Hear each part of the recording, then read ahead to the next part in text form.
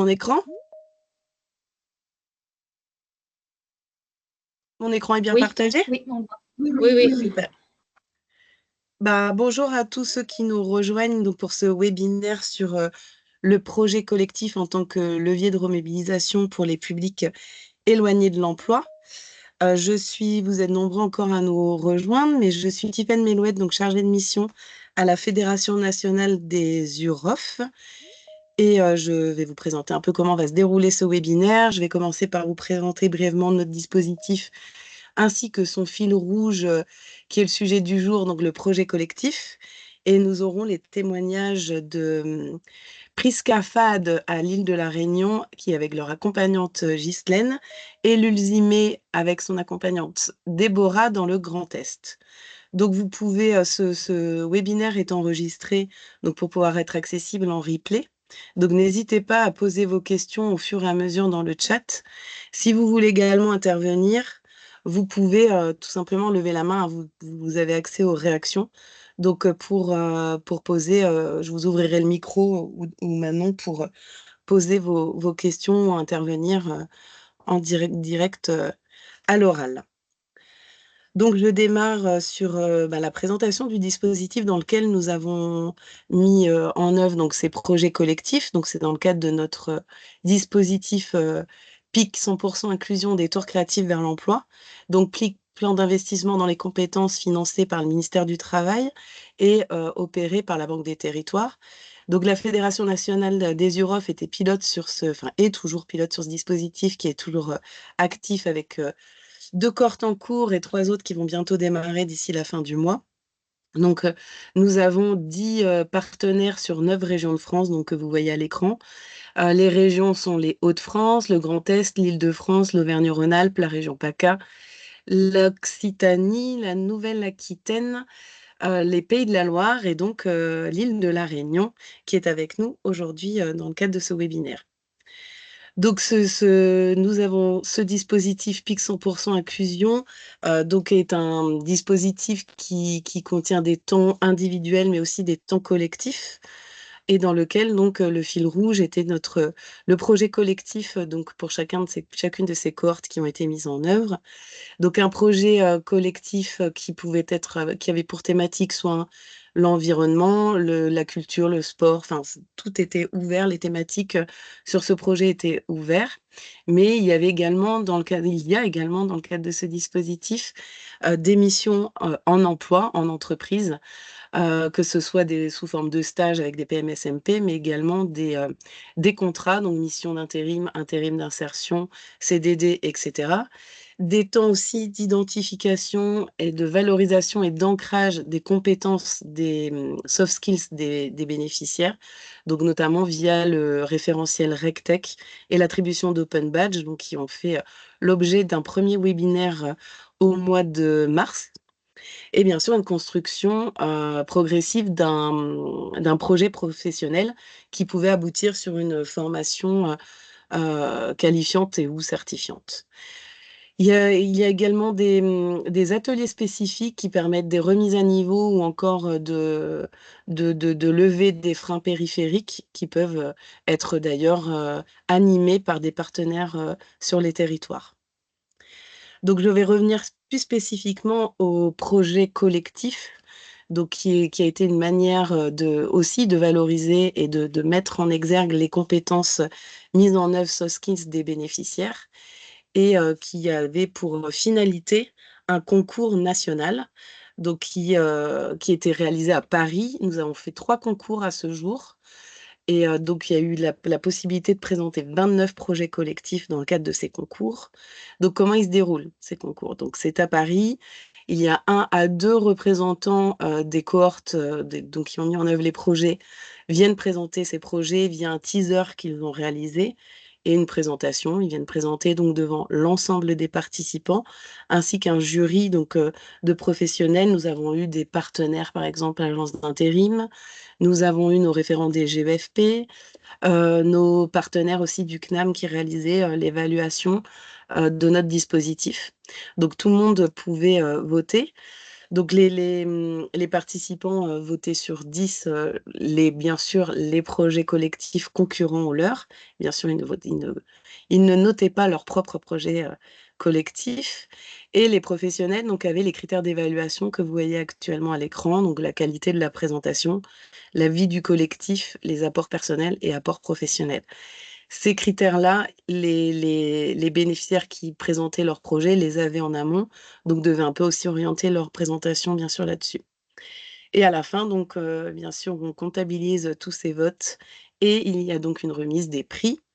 Lors de notre premier concours, nous avions, valorisé les 3 premiers, donc nous avions effectué le podium, hein, comme vous le voyez ici à l'écran, les 3 premiers, les 3 premiers projets collectifs et on s'est vite rendu compte que c'était plus valorisant pour tout le monde de valoriser tous les projets et on a intégré donc dès le deuxième concours, des prix spécifiques. Donc, je vous ai présenté là globalement, les le dispositif et le cadre du projet collectif, mais que ce soit un peu plus parlant pour vous, je vais vous présenter un teaser qui a été présenté lors du premier concours, donc qui est le teaser de la cohorte 1 de, notre partenaire UFCM en région PACA. Si j'arrive à le lancer, c'est bon.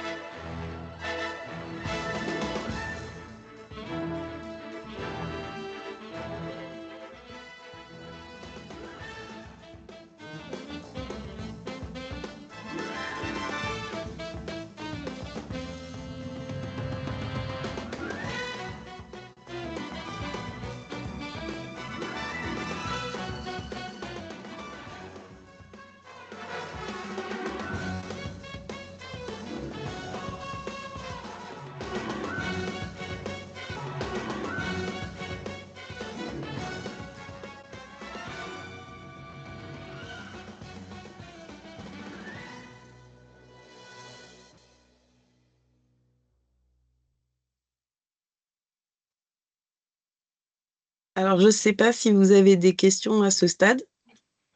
Il y a une question, Tiffaine. Est-ce qu'il y avait un prix à remporter? Alors, dès le départ, vous me dites si je dis des bêtises, mais ça, on a voulu valoriser quand même chacun des projets. Et il y avait donc des petits sacs avec dedans. Chacun avait un sac et un t-shirt des Tours Créatifs et repartait avec son sac et son t-shirt des Tours Créatifs. Et les 3 premiers avaient leur médaille, donc or, argent et bronze. Alors, je vais arrêter le partage. S'il n'y a pas d'autres questions, on va passer à ce qui est le plus intéressant, qui est les témoignages des bénéficiaires et des accompagnantes. Alors, merci d'être là à toutes et à tous, pardon, il y a Fahad, excusez-moi Fahad. Et du coup, je vais commencer. Qui veut démarrer peut-être sur l'île de la Réunion sur une première question? Donc, quels sont les projets collectifs que vous avez réalisés dans le cadre de Détours créatifs? Fahad et Priska, vous étiez sur le même projet? Vous m'entendez? Ouais. Oui, bonjour tout le monde. Donc, moi, je suis Ghislaine Ivars. Je suis formatrice et accompagnatrice à l'AREF, à l'Association réunionnaise d'éducation populaire.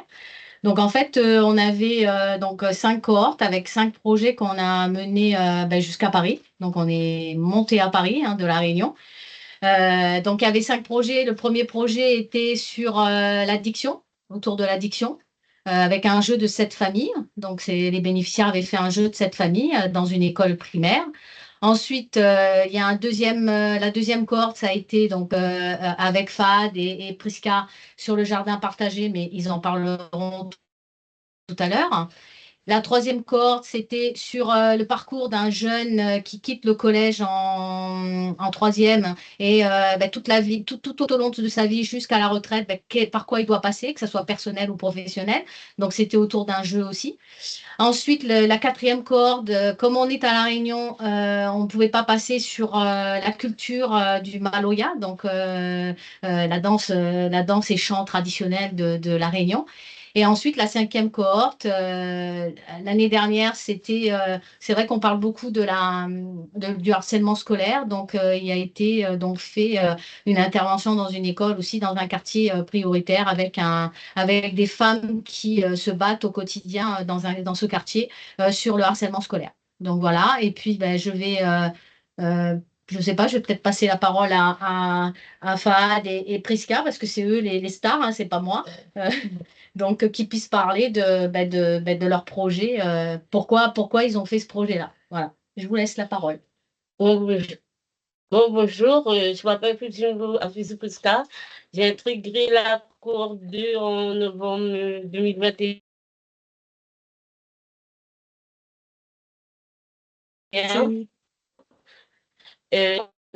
Après, c'est venu l'arrivée de Fahad.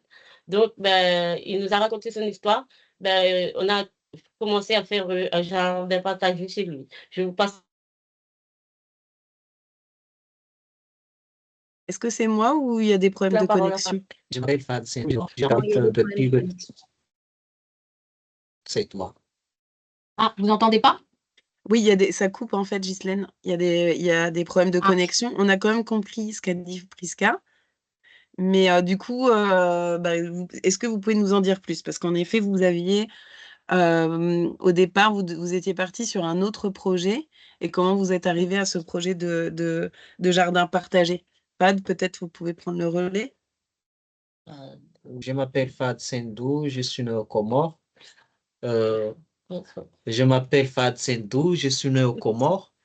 Et puis, je suis arrivé à La Réunion 2020.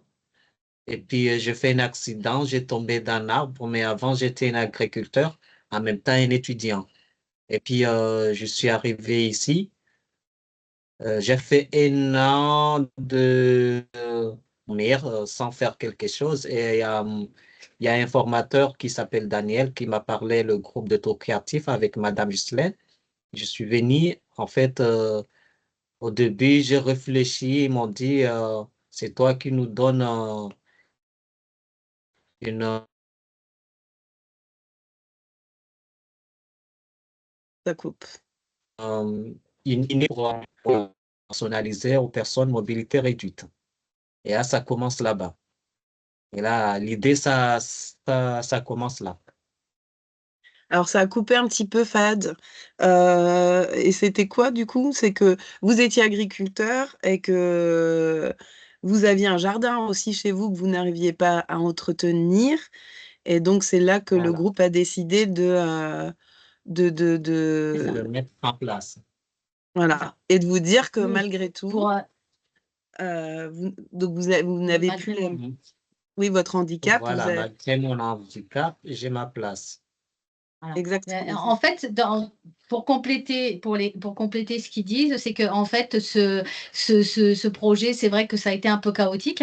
Et c'est vrai quand Fahad est arrivé, le fait qu'il explique aussi son parcours, et puis il venait entre le moment où il est arrivé, il devait déménager, avoir un nouvel appartement.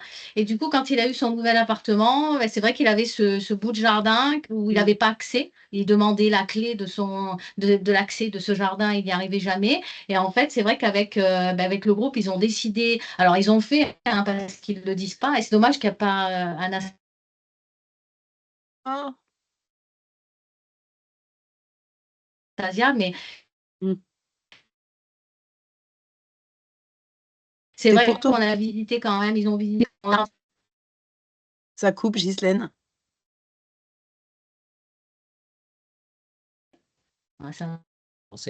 Ça coupe. Est-ce que tu peux regarder du côté de la connexion et on va passer la parole du coup à l'Ulzimé à 3. Ça bug. En fait, nous, ça Oui. bug. C'est dommage, mais il faudra peut-être éteindre votre caméra. Tu Tu voulais finir du coup, Ghislaine? Mais je crois qu'on n'y arrivera pas. Mais c'est compliqué, ouais, parce que j'ai l'impression qu'il y a Mmh. un problème de connexion chez nous. Et là, on vous voit au ralenti. Donc, bon. Voilà, en gros, ce que je voulais dire, si vous m'entendez, c'est que Oui. ce projet est parti de Fahad, où voilà, on est allé, enfin, ils sont allés dans son jardin, on a tout nettoyé. Là, il a un joli jardin aujourd'hui. Et il a été fait un jeu autour de ça pour dire que le jardin, il est accessible à tout le monde. Mmh. Voilà, et c'est pour ça que le slogan, c'est quoi? Malgré mon handicap, j'ai ma place. Malgré Mmh. mon handicap, j'ai ma place. Voilà. Merci beaucoup. Du coup, je passe la parole, sur la même question, Lulzimé. Quel a été le projet que vous avez pu, présenter lors du concours et peut-être parler des autres projets que vous connaissez également, sur la région, Grand Est, donc à Troyes? Alors bonjour, moi je vais commencer par énumérer les 3 projets et Lulzimé donc énumérera son projet collectif. OK. Donc bonjour à tous, je suis Déborah Jordi, accompagnante donc dans la région Grand Est, plus particulièrement dans le département de l'Aube, où nous avons donc eu 4 cohortes, donc 4 cohortes avec 4 projets créatifs dans l'Aube. Le premier était donc Théâtre en folie, que Lulzimé vous présentera juste après. Le deuxième était Mission roman photo. C'était donc la réalisation d'un roman photo sur les freins à l'embauche. Le titre de ce roman photo était Il était une fois les 5 freins à l'embauche. Donc, on parlait effectivement du frein à l'embauche mobilité, la ponctualité, la maîtrise de la langue française, voilà, les absences injustifiées, etc. Ensuite, on avait donc la Gazette créative, qui était donc la réalisation d'une gazette, donc d'un journal, où on va donc parler de nos ateliers des tours créatifs, des forums les forums de l'emploi auxquels on participait, également réalisation de fiches métiers. On faisait également des interviews de professionnels ou des interviews d'intervenants qui venaient du coup intervenir dans nos ateliers collectifs, mais aussi des autobiographies et on parlait également des loisirs des bénéficiaires, comme Astuce Jardin ou Astuce Musique, etc. Et ensuite, le 4e projet était donc Tricot Solidaire. Tricot Solidaire, c'était la confection d'écharpes et de bonnets, donc en tricot, que nous avons donc confectionné, que nous avons donc distribué aux personnes sans abri et à des œuvres caricatives. Et nous avons choisi, donc enfin, les bénéficiaires ont choisi l'association Les Restaurants du Cœur. Voilà. Donc, je vais laisser Lulzimé présenter son projet Théâtre en folie. Bonjour, je m'appelle Lulzimé. J'ai participé au premier groupe qui s'appelait Théâtre en folie.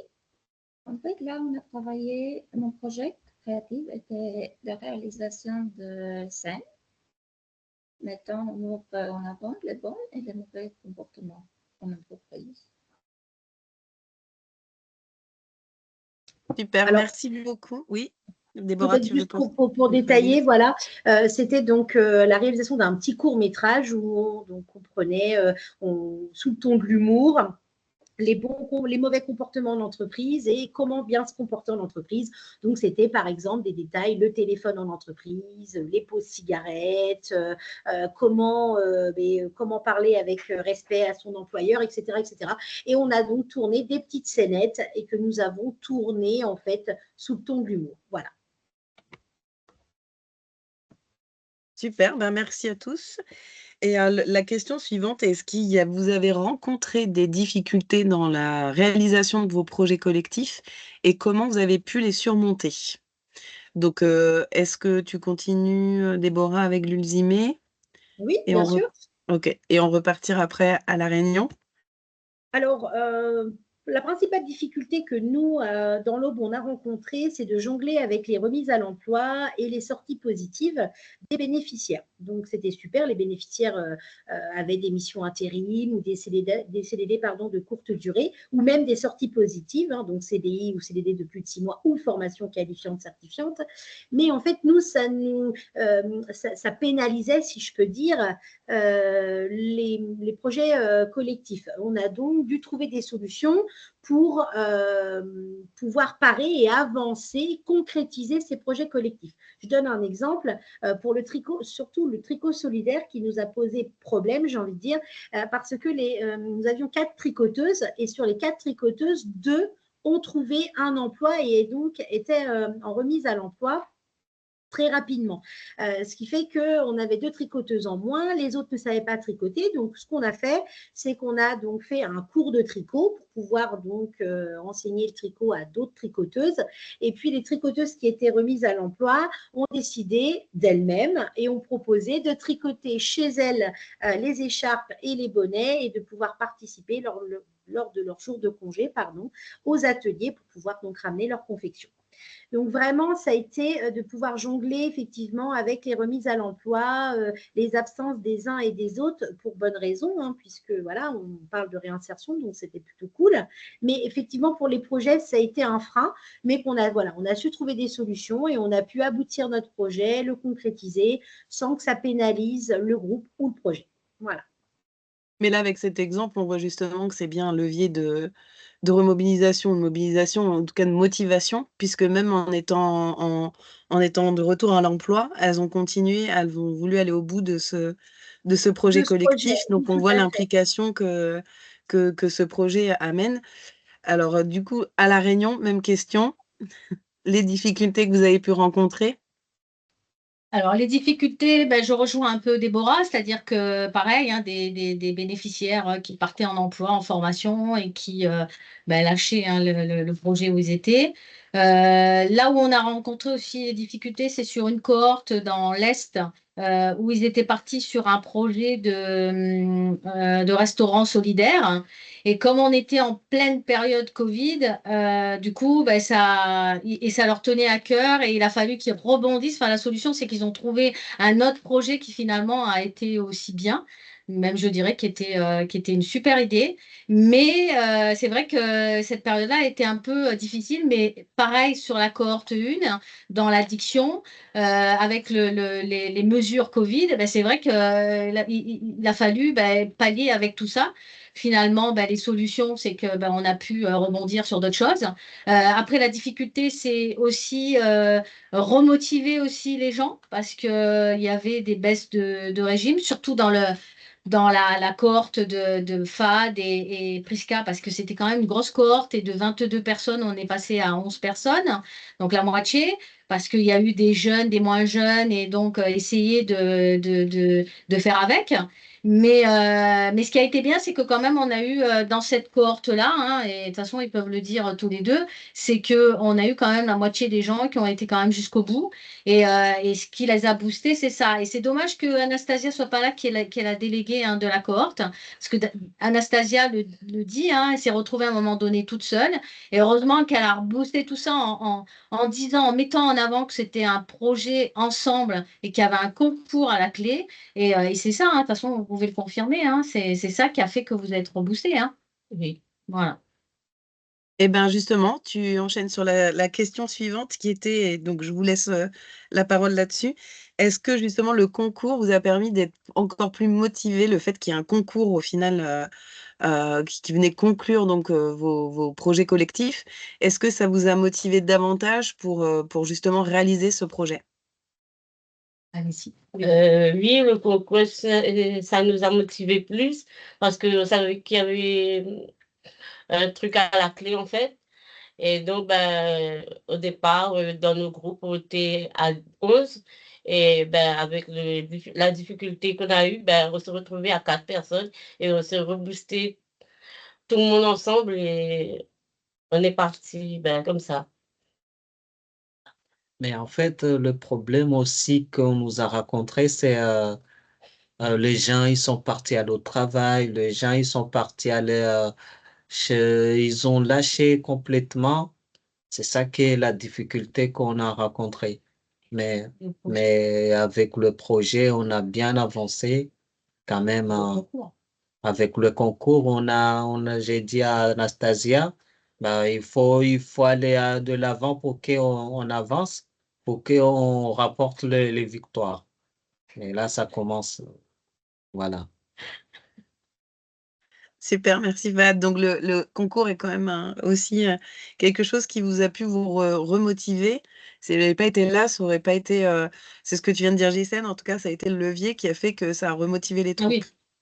Ah oui, complètement. Même si on s'est retrouvés, même si à un moment donné, ils se sont retrouvés à 5, c'est vrai que le rôle du délégué aussi est important parce que Anastasia, elle a su les remobiliser et vraiment leur donner les enjeux qu'il y avait de ce concours parce elle représentait le groupe. Et puis, enfin, ils le diront, mais on ne pouvait pas laisser ce projet ne pas aller jusqu'au bout alors que c'est un super projet. Et voilà, donc du coup, ouais, c'est ce concours.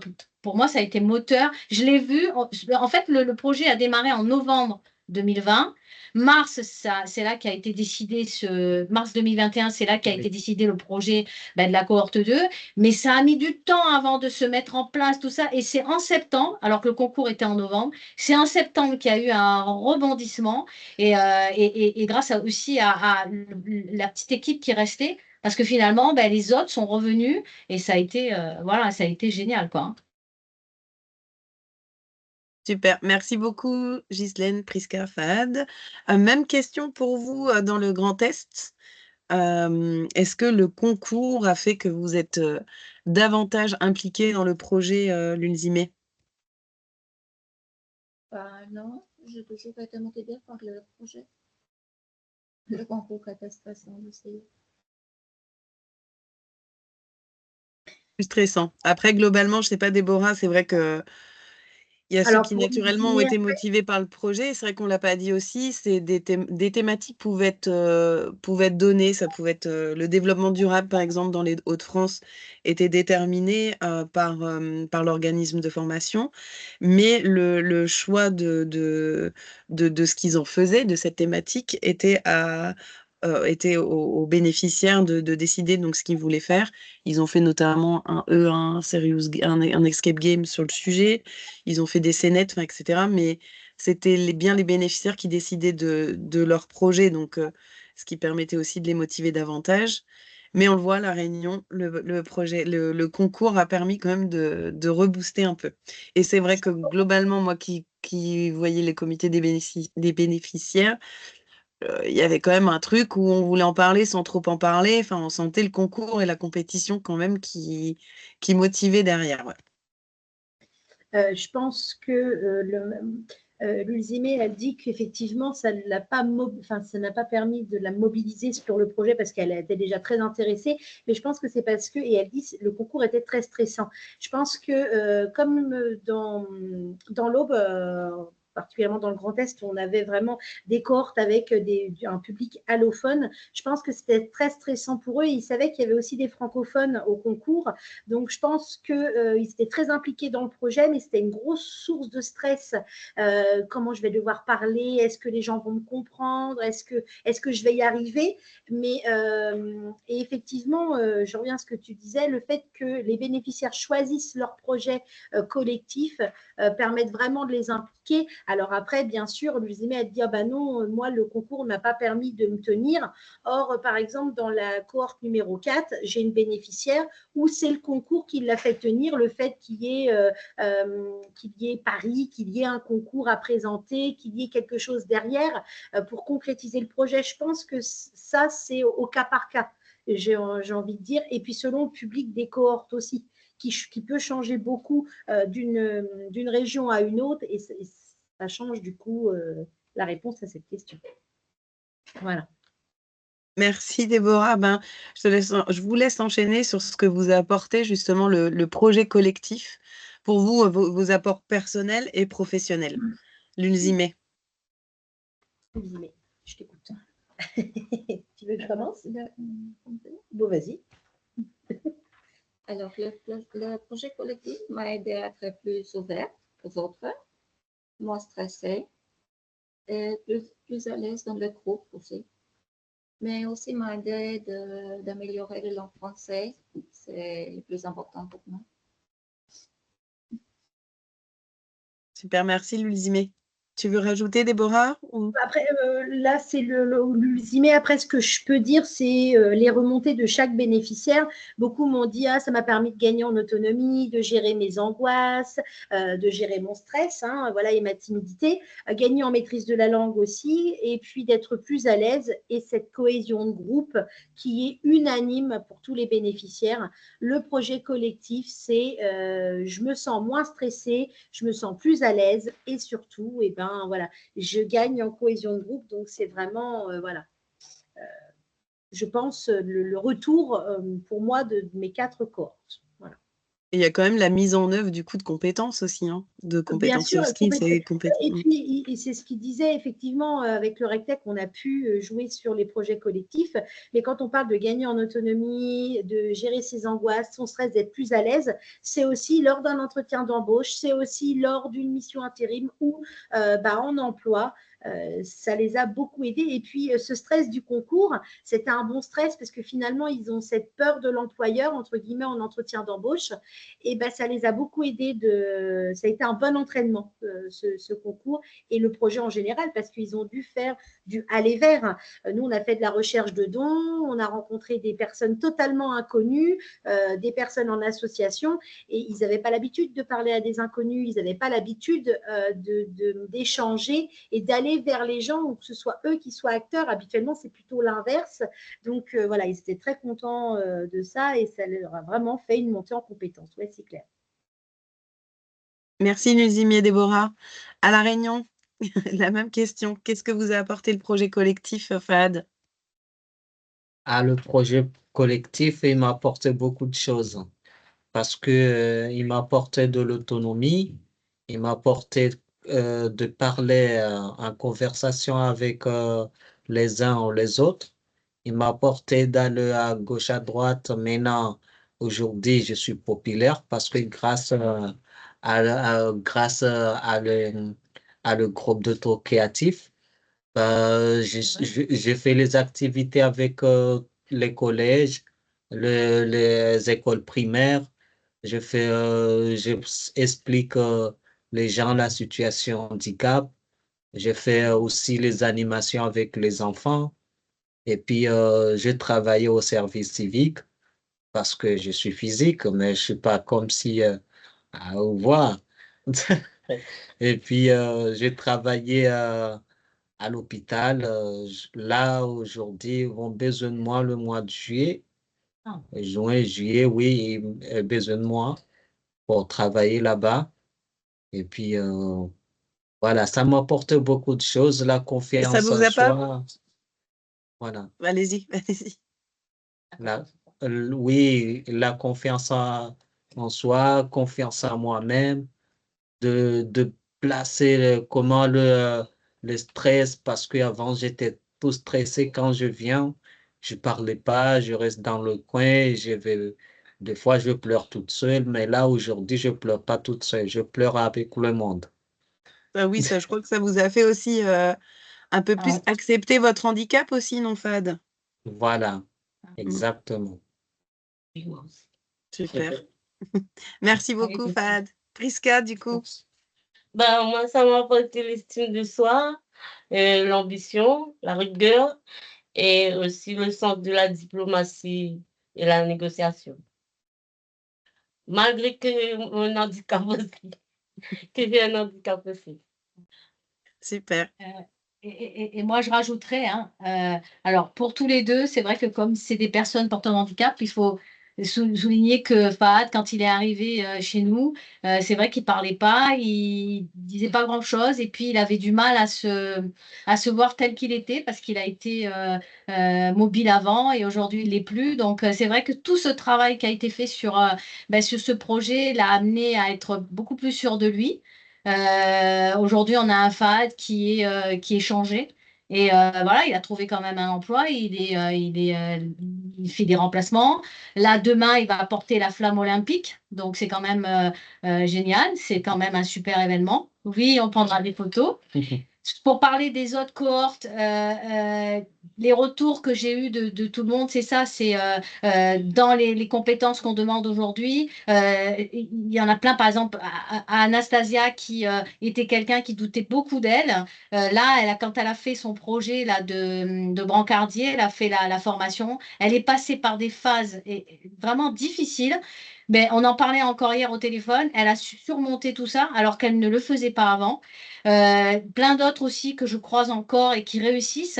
Justement, d'aller à un entretien, c'est tellement compliqué d'aller à un entretien pour quelqu'un qui s'est jamais préparé ou quoi que ce soit. Donc, voilà, ils ont gagné en compétences. Et c'est vrai que cette grille tech, moi, je l'ai beaucoup utilisée, hein, notamment dans la construction du parcours professionnel ou dans le travail d'équipe, ne serait-ce que le travail d'équipe, hein, parce qu'on ne s'imagine pas que travailler en équipe, ben, c'est faire des concessions aussi quand on travaille avec ses collègues. Et du coup, ils ont appris à le faire, surtout dans leur cohorte, hein. Ça n'a pas été facile.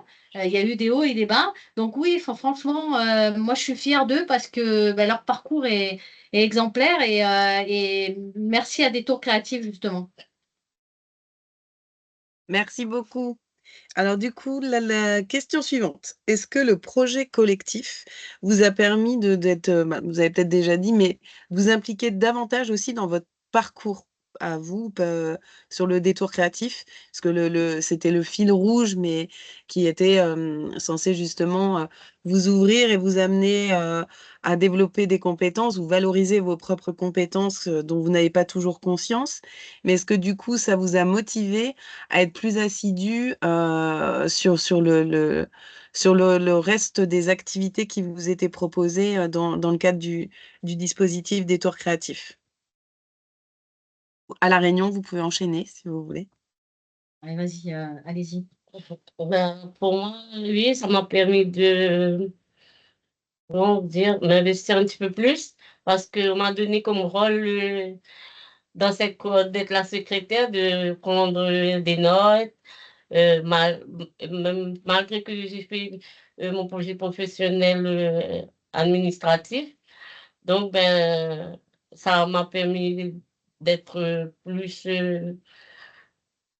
dans la méthode du travail, quoi. D'accord.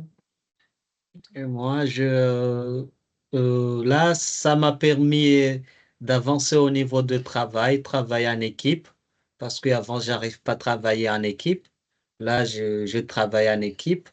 Et puis, je travaille en silence, je travaille même s'il y a du bruit, mais je travaille. Et puis, comment?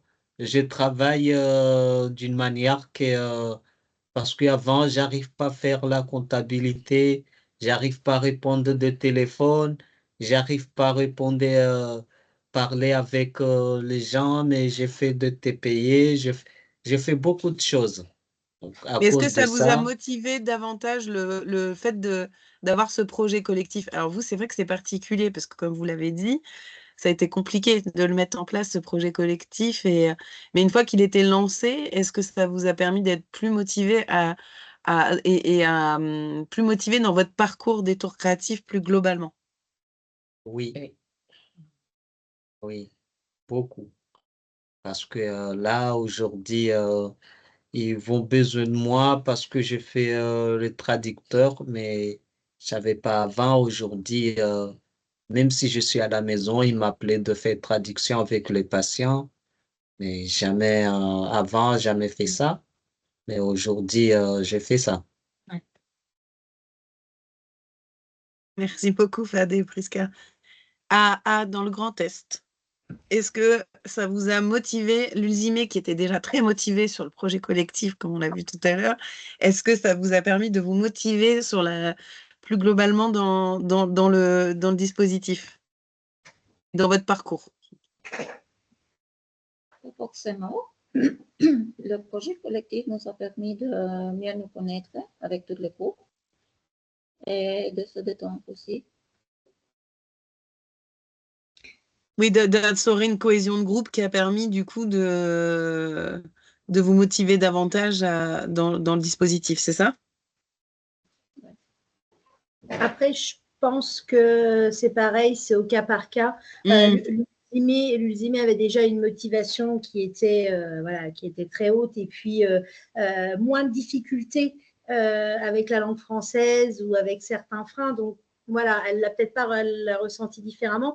Après, à la question, est-ce qu'il vous a aidé à vous investir davantage? Je pense que j'ai beaucoup de bénéficiaires qui peuvent dire oui, puisque dans leur projet professionnel, ils n'étaient pas forcément investis parce qu'ils n'avaient pas les clés en main. Soit, c'est-à-dire très timide, très réservé, des difficultés avec la langue française, ça ne les aide pas à construire un projet professionnel correct ou même d'aller poser des candidatures ou même d'être en entretien. Donc, je pense que la cohésion de groupe plus gagner et monter en compétences, je pense que ça les a beaucoup aidés à s'investir dans leur projet professionnel. Encore Donc une fois, là, on cumuler. a l'exemple de l'UCME, voilà. Mais l'USIME n'est pas parti avec les mêmes compétences déjà à la base. Et je pense que voilà, beaucoup pourront dire tout l'inverse, entre guillemets, de l'USIME, à dire oui, ça m'a aidé à m'investir dans mon projet pro. En fait.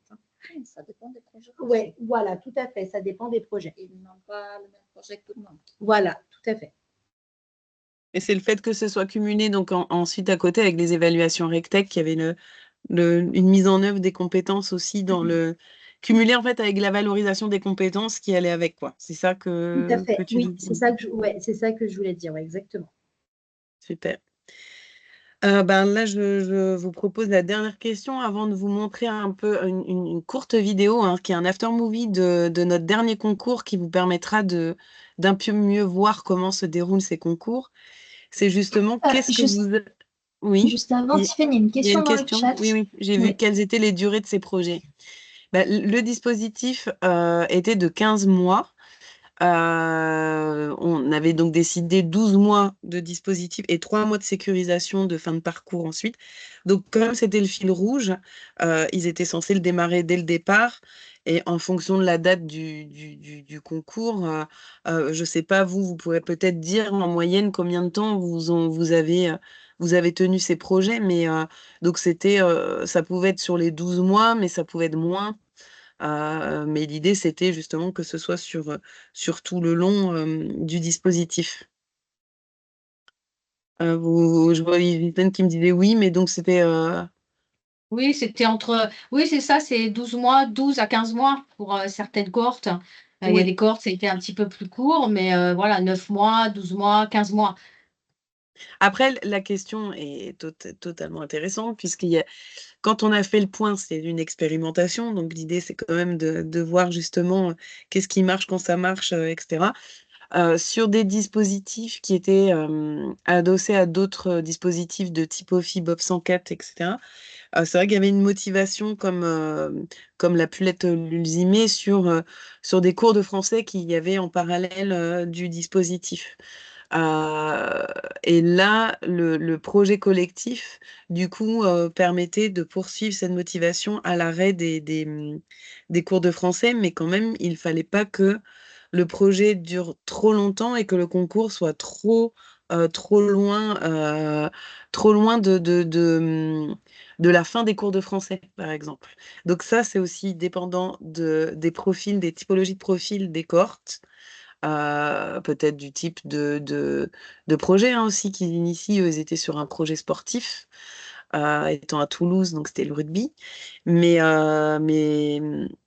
d'autres ont vraiment été, je pense que dans le Grand Est, vous avez démarré dès le départ et il a été mis en œuvre quasiment jusqu'à la fin des cohortes. Mais encore une fois, fin des cohortes, c'est quoi? Puisque c'est quand le dernier bénéficiaire de la cohorte termine et part en emploi ou en formation, donc c'est échelonné, quoi. Un rythme de combien d'ateliers pour le projet collectif par semaine environ? C'est notre question. Et là aussi, il n'y aura pas, en tout cas pour le moment, il faut qu'on arrive à déterminer justement un rythme cohérent, mais ça ne va pas être le même pour toutes les cohortes. Vous aviez fait combien de temps? Combien d'ateliers pour le projet collectif par semaine environ? À La Réunion? Alors, à La Réunion, on avait un atelier collectif par semaine et ensuite, c'était des entretiens individuels. En règle générale, c'était. Alors, au début, c'était un atelier, ça pouvait aller jusqu'à 2 ateliers quand on a attaqué comment ça s'appelle, le projet commun. Après, c'était aussi à la disposition des bénéficiaires, mais en règle générale, c'était un atelier par semaine et des entretiens individuels. Un atelier pour le projet collectif? Là, c'est demandé un atelier pour le projet collectif. Donc, un atelier projet collectif par semaine de 3 heures Oh non, plus, hein, ça pouvait aller jusqu'à une journée. à la Hein. journée. OK. Ah oui. Dans le Grand Est? Alors, nous, on avait un atelier collectif sur toute thématique par semaine et un atelier créatif pour le projet collectif une fois par semaine, 7 heures par semaine. Donc, c'était Juste pour le projet créatif, ouais. 7 heures par semaine aussi. Oui, juste pour le projet créatif, parce qu'ils étaient entre 14 et 20 heures à peu près par semaine, et il y avait 7 heures qui étaient donc vraiment pour le projet créatif. Après, il y a des choses qui sont faites aussi en dehors de ces temps-là, hein. Justement, on a parlé des Beaucoup d'autonomie, problématiques, hein. des retours. Pardon? Je vous disais aussi, il y a le projet, donc nous, c'était 7 heures en atelier ensemble, mais après, la recherche de dons, distribuer des flyers, tout ça, ils le faisaient sur leur temps libre. Donc, sur une semaine, il y avait plus que 7 heures qui étaient considérées, en fait, au projet C'est ça. créatif. Ouais. C'est ça. Et même, on parlait tout à l'heure donc des difficultés avec des retours en emploi ou des périodes, en tout cas en emploi, des bénéficiaires qui coupaient un peu leur investissement dans le projet collectif, même si certains ont continué à s'investir. Et justement, des groupes WhatsApp ont été créés pour que chacun puisse continuer à s'investir à son rythme et être au courant de ce qui se passait sur le projet pendant qu'ils étaient en emploi. Donc, on essaie de maintenir une continuité. Et en effet, il y avait du coup des choses qui se passaient en dehors de ces temps d'atelier. Mais l'idée, je pense que c'est un bon rythme. On voit 2 régions qui ont à peu près le même rythme. Si c'est un levier de motivation, pour les bénéficiaires, il me paraît clair qu'il faut qu'il y en ait au moins 1 de 3 heures par semaine, mais vous étiez même sur 7 heures. Enfin, il faut que ce soit quand même suffisant pour motiver, les bénéficiaires et encore une fois, on parle de fil rouge du dispositif donc qui a quand même une importance, oui, à La Réunion, vous voulez intervenir? Oui, en fait, ce que je voulais dire, c'est que ce qui a maintenu aussi, c'est qu'ils ont créé, sur les 5 cohortes, ils ont créé des liens aussi sur WhatsApp, Messenger, Telegram, tout ça. Et en fait, c'est ça aussi, parce qu'ils l'oublient, mais c'est vrai que ça a été important pour eux de garder ce lien, parce que ça boostait même ceux qui étaient en emploi, par exemple, dans la cohorte 2, qui sont restés 11, on a eu des gens qui sont partis en emploi ou en formation.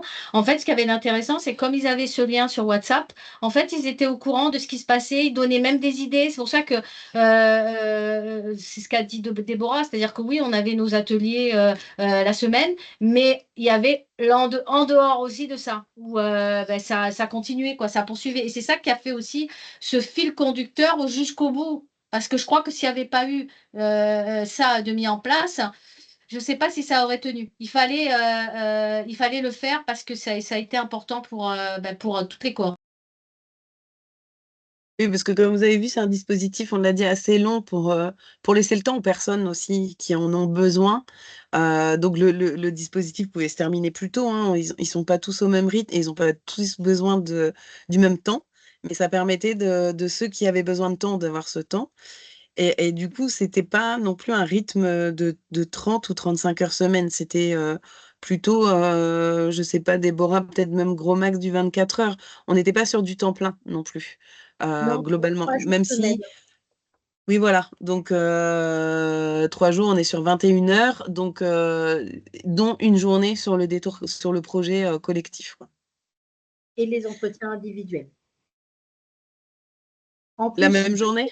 en plus de ces 3 jours, il y Il y avait avait les les entretiens. entretiens. Ouais, Donc voilà. 3 jours en collectif, 21 heures, donc ça faisait, oui, pour eux, ça faisait environ 22 heures par semaine pour chaque bénéficiaire.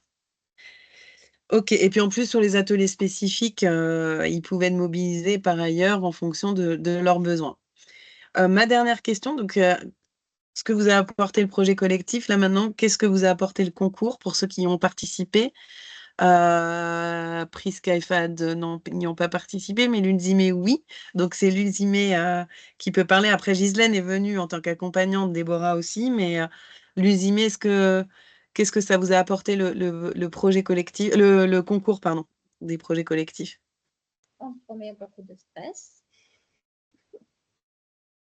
Mais c'était une nouvelle expérience qui m'a permis de sortir de ma zone de confort, d'être un peu plus ouverte, d'essayer de changer un peu et de m'exprimer un peu devant un public que je ne connais pas. Mais c'était une bonne expérience. Est-ce que vous avez trouvé ça valorisant quand même de présenter tout votre projet devant tout le monde et de... Oui, bien sûr. Oui. C'était nouveau pour moi et je suis que c'est quelque chose. Non, en tout cas, moi, je vois le projet, hein, le progrès, l'Ulzimé. Hein. Plus ça va et mieux vous exprimez. C'est top. Merci beaucoup. Oui, Déborah, tu voulais ajouter quelque chose? Oh, je disais que oui, on peut le dire, c'est très valorisant pour la personne qui vient présenter le concours, parce que bon, certains ne voulaient pas, beaucoup voulaient, et puis après, les plannings voilà, coïncidaient pas forcément, et puis après, chacun a choisi son représentant de cohorte, et c'est surtout le délégué qui est donc élu en début d'accompagnement, et Lulzimé était en plus élue présidente des 4 cohortes. Donc voilà, elle faisait le lien quand il y avait besoin avec toutes les cohortes. Donc oui, ça a été très valorisant pour elle. Et même d'ailleurs pour Golam qui a présenté donc, le projet Mission Roman Photo, pour Thomas qui a présenté la Gazette et pour Anaël qui a présenté le tricot solidaire. C'est une expérience qui est extraordinaire et ils en parlent encore. Hein. D'ailleurs, s'ils pouvaient, ils re-signent pour recommencer ce concours. Donc oui, ça a été très valorisant pour eux, que l'attention soit concentrée sur eux, de présenter leur projet, un projet qui a quand même duré, voilà, comme disait Ghislaine, hein, souvent c'était entre 10 et 15 mois, donc c'est quand même énorme. C'est quand même quelque chose qui faisait toutes les semaines, 7 heures minimum. Donc oui, la réponse à ta question, oui, ça a été très valorisant pour les bénéficiaires de présenter leur projet au concours. Et puis, c'est intimidant, hein, les caméras, beaucoup de monde, des personnes. J'allais dire, il faut dire qu'il y avait environ 50 personnes quand même devant eux pour présenter. Oui, donc voilà, donc c'était énorme. Et puis en plus, voilà, toute l'organisation autour de partir à Paris, on prend le train. Donc non, très valorisant pour eux et ils ont adoré. Voilà. Bon stress, comme on dit. Donc, est-ce qu'on peut conclure en disant que quand même, le projet collectif, c'est clair que c'est un levier de remobilisation, de motivation, de valorisation des compétences. Mais en tout cas, moi, ce que j'ai appris sur ce dispositif, c'est que j'avais jamais organisé de concours à la fin d'un projet collectif, mais c'est une vraie valeur ajoutée pour moi, pour venir encore plus accentuer justement tous les apports de ce projet collectif. Il y a une vraie valeur ajoutée d'organiser un concours pour encore plus valoriser les projets et valoriser les bénéficiaires et les compétences qu'ils ont mises en œuvre dans le cadre de ce projet collectif. On est d'accord? Vous voulez ajouter quelque chose? Oui, après, moi, je rajoute juste un petit quelque chose. Je pense que c'est une bonne chose, ce concours, parce que pour beaucoup, il faut gagner, gagner, gagner. Et je pense que ceux qui n'ont pas reçu le premier prix, le deuxième prix ou le troisième prix, d'avoir un prix voilà, spécial, c'était déjà, moi, je trouve super. Et puis en plus de ça, beaucoup se sont rendus compte que ce n'est pas parce qu'on n'est pas premier ou qu'on ne gagne pas qu'on est forcément dans l'échec. Donc je pense que oui, ça a vraiment été un plus d'avoir le concours après, parce que beaucoup avaient concrétisé leur projet. Nous, par exemple, la distribution de nos écharpes et de nos bonnets dans une association, c'était concrétiser notre projet, c'était la fin de notre projet. Et de faire le concours, ça relançait ce projet et ça permettait voilà, de voir les projets des autres, voir ce que nous, on avait fait, voir ce qu'on avait bien fait, ce qu'on avait mal fait, ce que les autres avaient bien fait, moins bien fait, j'ai envie de dire, même pas mal fait, mais moins bien fait. Donc, je pense que oui, ça a vraiment permis de ne pas voir les, entre guillemets, de ne pas se sentir en échec, même si on n'a pas gagné. Voilà, le concours, je trouve que c'est de les rendre fiers, en fait, de ce qu'ils ont fait. Voilà, tout à fait, ouais, vraiment. Et voilà. Vas-y, Ghislaine, ou Fahad ou Priska, je ne sais pas qui veut intervenir. Moi, ce que je veux dire, c'est que pour conclure, hein, parce que c'est vrai que Anastasia n'est pas là, hein, elle a été à Paris. Il faut savoir que nous, on est à 9000 km de la métropole et que pour certains, hein, les 5 qui sont partis, je dirais que les 3 quarts n'avaient jamais pris l'avion, n'étaient jamais allés à Paris, voilà, rencontré d'autres personnes. Et Anastasia pourrait le dire, c'est-à-dire que ça lui a permis, ben là aujourd'hui, elle concrétise son projet et d'être plus confiante, en plus, elle est allée sur les autres cohortes pour expliquer son expérience, hein, du concours, ce qui attendait. Je pense que oui, c'est vraiment quelque chose qui valorise, même si ça a été voilà, en dents de scie. La finalité, c'est ça, c'est d'acquérir des compétences, de les valoriser et surtout de mettre en avant aussi des talents cachés. On a eu quand même dans ces cohortes des gens qui avaient des talents en dessin, dans plein de choses. Donc, c'est vrai que pour moi, c'est d'aller jusqu'au concours. Voilà, c'est toutes ces démarches-là. Et puis surtout, après le retour, quand ils sont revenus, d'expliquer aux autres cohortes voilà, ce qui les attendait. Les autres cohortes, ça les a challengés, hein. Je me rappelle de la première cohorte, quand elles sont revenues toutes les deux. C'est vrai que le fait qu'elles en parlent à la cohorte 2, c'est vrai que ça a aussi boosté. Vous allez voir, parce que c'est palpitant, c'est voilà, de se retrouver face à un jury, tout ce monde, c'est ça. Et de voir que finalement, les autres cohortes qui sont passées aussi dans ce concours avaient les mêmes difficultés, soit de parler, de stress, etc. Donc moi, je trouve que oui, c'est pour conclure, après, c'est vrai qu'ils n'ont pas participé, mais non, ça a bugué, ça bug. Oui, mais on t'entend, Ghislaine, vas-y, vas-y.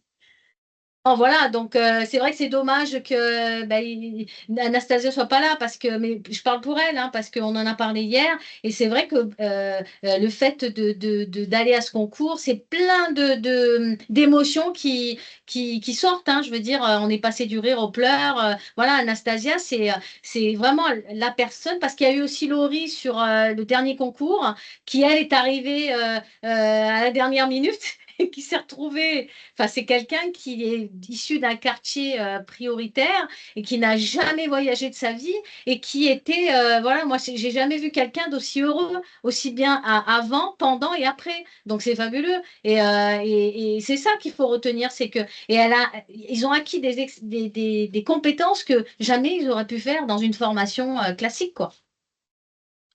Et c'est vrai qu'ils sont rencontrés. Moi, on avait mis en place ce comité des bénéficiaires qui était assez difficile à mettre en place et à suivre, à les impliquer, même si à La Réunion, vous avez été top et très moteur, encore une fois, sur ce comité des bénéficiaires.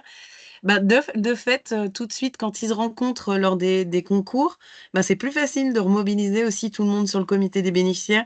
Ils se connaissent, ils se sont rencontrés et ça aussi, ça permettait que des bénéficiaires de La Réunion rencontrent des bénéficiaires des Pays de la Loire, de la région PACA, des Hauts-de-France, et qui se disent, on est tous dans ce même dispositif et on n'est pas tout seul à l'autre bout sur notre petite île. Il y avait d'autres personnes qui aussi suivaient le même dispositif.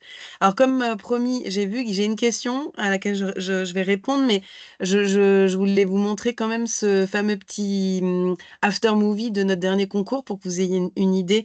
Alors, c'est des choses qui sont disponibles, hein, sur notre chaîne YouTube, je vais vous le montrer après, mais de montrer cette courte vidéo pour que vous ayez une meilleure idée de comment se déroule un concours. Donc, je vous lance ça tout de suite. Le partage est bon? Vous avez l'écran? Oui. Oui. Oui. Super, je lance alors.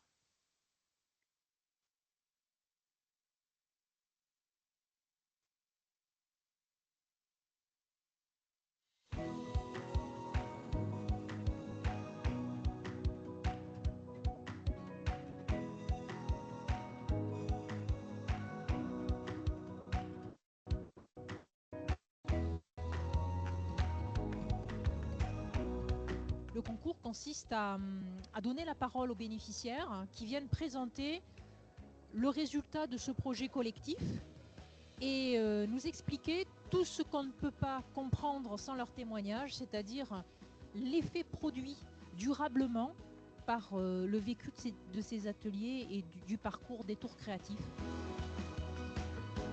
C'était un moment de partage, un moment très bénéfique où chacun a pu s'exprimer. C'est une expérience qui est plutôt cool parce que ça permet de montrer ce qu'on a fait toutes ces années à plusieurs personnes, d'avoir aussi quelques petits retours dessus et ça permet d'avoir plus confiance en soi et à s'entraîner pour plus tard. Déjà, la première chose, c'est de la fierté. C'était pour la première fois qu'on participe à un tel projet comme ça. Et vraiment, je suis contente. Je crois que c'était une journée pleine d'émotions. C'était un peu une épreuve que de passer cette orale. Et elles l'ont passé haut la main, malgré les difficultés effectivement de langue. Cette présentation qu'ils font parfois seuls, parfois à plusieurs, parfois accompagnés de leurs formateurs référents ou parfois en live, est aussi un exercice pour eux qui est une forme d'aboutissement de tout ce travail-là. Donc c'est des moments aussi d'expérience humaine extrêmement fortes. Une très grande fierté parce que je n'aurais pas pensé un jour recevoir un prix, sachant que c'était très difficile pour moi de parler, de communiquer avec plusieurs personnes. Et Détour m'a permis d'avoir cette opportunité. Je suis très contente, on a gagné. C'est la deuxième, mais c'est pas grave, on a gagné. Nous sommes très surprises d'avoir gagné. On pensait ne pas avoir cette première place et on est très heureuse pour nous et notre groupe qui est resté dans les Hauts-de-France. Ce qui est très difficile pour nous, c'est de départager des projets qui sont d'une très grande maturité et d'une très grande maîtrise. Très honnêtement, on aimerait féliciter tout le monde parce que les effets sont assez globaux et concernent tous les bénéficiaires de la même manière, j'ai envie de dire. Il y a un avant et il y a un après. Et ça, c'est assez remarquable et c'est assez exceptionnel.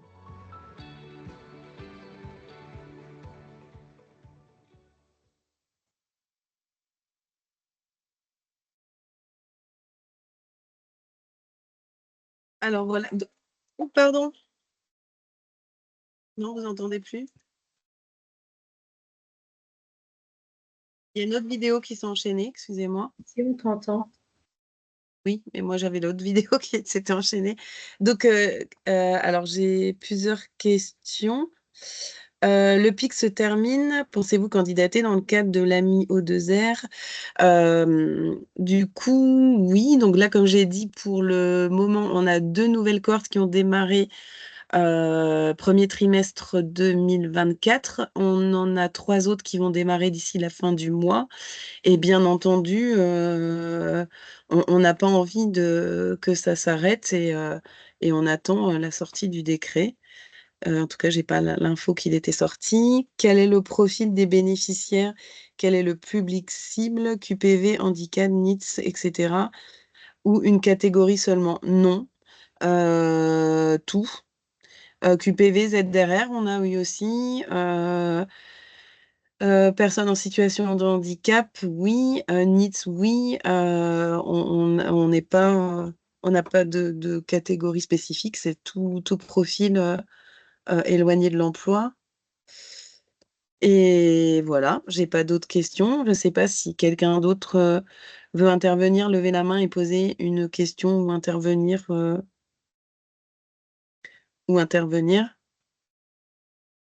Merci, pardon. A priori, c'est bon. Donc, j'ai répondu. Je voulais juste vous indiquer que cette vidéo que vous avez vue est une des vidéos disponibles sur notre chaîne YouTube. Il y a également une playlist Détour créatif, même un podcast qui a été réalisé donc auprès de chacun des accompagnantes de nos 10 partenaires en région. Sur justement leur mise en œuvre du dispositif en région et les enseignements tirés de ce dispositif, de cette expérimentation PIC, et également d'autres vidéos, les intégrales de nos concours, d'autres after-movies. On On a fait également une matinale en juin l'année dernière avec présentation des résultats. Donc tout ça est disponible sur notre chaîne YouTube à l'adresse que vous avez là. Alors là, c'est la playlist des tours créatifs. Donc vous avez le lien et le QR code.